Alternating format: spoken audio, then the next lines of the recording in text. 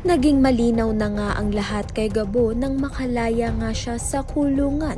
Doon niya nalaman na paglabas nga niya ay pinaghahanap na nga pala siya ng mga tauhan nga nito ni Tatang, dahil si Tatang nga ang lihim na tumutulong para makalaya nga siya sa lahat ng hirap, gulo at laban na pinagdaanan nga niya sa loob ng kulungan.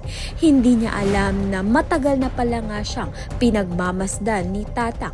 Humanga nga si Tatang sa husay ni Gabo sa pakikipaglaban at sa katatagan nito sa kabila ng lahat na pagsubok. Dahil dito, pinalaya siya at agad nga nahinanap ng mga otoridad. Kailangan ng bansa ang isang taong katulad nga nito ni Gabo, matapang, mahusay at handang isugal ang lahat upang mapabagsak ang mga sindikato.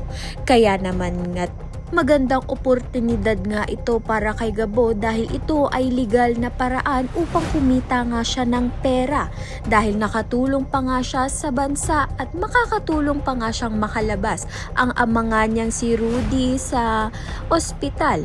Kaya naman nga't yan at iba pa ang dapat nating pakaabangan. Maraming salamat sa iyong panonood.